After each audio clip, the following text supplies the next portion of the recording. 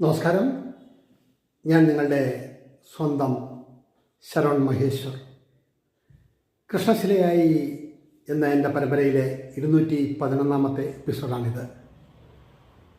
പ്രശസ്ത സാഹിത്യകാരനും വൈജ്ഞാനിക സാഹിത്യത്തിലും മറ്റും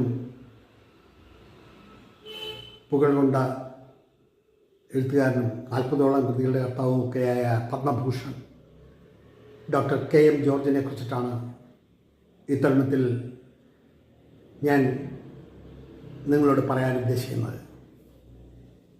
ഒരുപാട് സാഹിത്യകാരന്മാരെ കണ്ടതിൽ നിന്നും വളരെ വ്യത്യസ്തമായി ഇദ്ദേഹത്തെ 2 തവണയാണ് കണ്ടത്. ഒന്ന് എൻസൈക്ലോപീഡിയയുടെ സർവജ്ഞാനകോശത്തിൻ്റെ പടിപ്പുരയിൽ ഉൾക്കൊണ്ടിരിക്കുന്ന സമയത്തും, പിന്നീട് എൻ്റെ വിവാഹത്തിന് അദ്ദേഹത്തെ ക്ഷണിക്കാൻ പോയ അവസരത്തിലും ആണ് കണ്ടത്.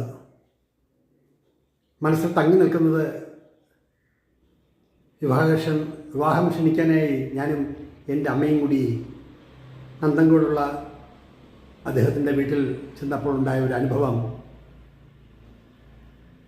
അത് മറക്കാവതല്ല. അതേക്കുറിച്ച് വിശദമായി ഞാനതിൽ പ്രതിപാദിക്കുന്നുണ്ട്. ഒരു മനുഷ്യൻ്റെ ജീവിതത്തിൽ, ഒരു സാധാരണക്കാരൻ്റെ ജീവിതത്തിൽ അവൻ 2 തലങ്ങളിലാണ് നായകനാകുന്നത്.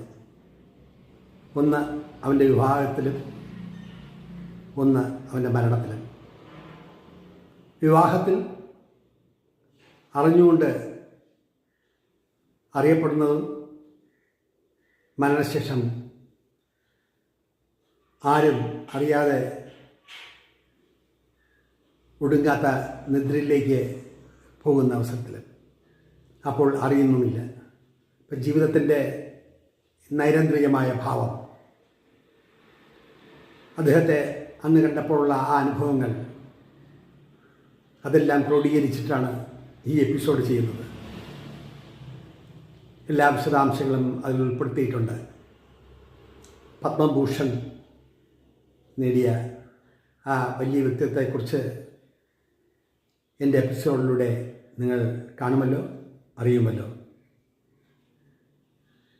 നിരവധി അവാർഡുകൾ, Soviet Nehru award, Padmashri award, Padmabhushan award,